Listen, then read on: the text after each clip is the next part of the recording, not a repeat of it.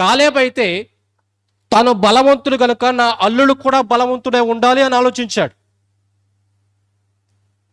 నేను బలవంతుడు కదా, నా అల్లుడు సాధారణమైన చేత సరిపోతుందే అనుకోలేదు. నేను ఎంత బలవంతునో నా అల్లుడు కూడా అంతే బలవంతుడే ఉండాలి అని ఒక పరీక్ష పెట్టాడు. ఆ పరీక్షలో నెగ్గిన వ్యక్తికి తన కుమార్తెనిచ్చి వివాహం చేశాడు. అయితే మన ఆలోచనలు ఎలా ఉంటాయి, మన ఉద్దేశాలు ఎలా ఉంటాయి? అతడు బలవంతుడు కనుక తన అల్లుడు కూడా బలవంతుడే ఉండాలని ఆలోచన చేశాడు. అయితే మనం ఏమనుకుంటామంటే, మనం ఎలాగో ప్రార్థన చేసుకుంటున్నాం కదా, ప్రార్థనకి వెళ్ళే పిల్ల కాకపోయినా పర్లేదులే అనుకుంటాం. మనం ఎలాగో దేవుణ్ణి నమ్ముకున్నాం కదా, వచ్చిన తర్వాత నమ్ముకుంటుందిలే అని అనుకుంటాం మనం.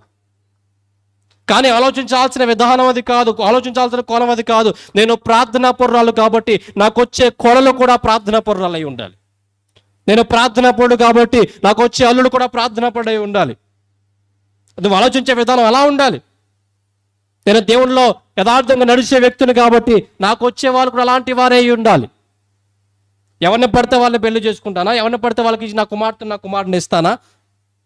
మేము మా కుటుంబము మేము ఏ విశ్వాసంలో ఉన్నామో వారు కూడా ఆ విశ్వాసపు స్థాయి కలిగిన వారు అయితేనే నాకు బిడ్డలను నేను ఇస్తాను తప్ప లేకపోతే ఎవరన్నా తీర్మానం తీసుకోవాలి.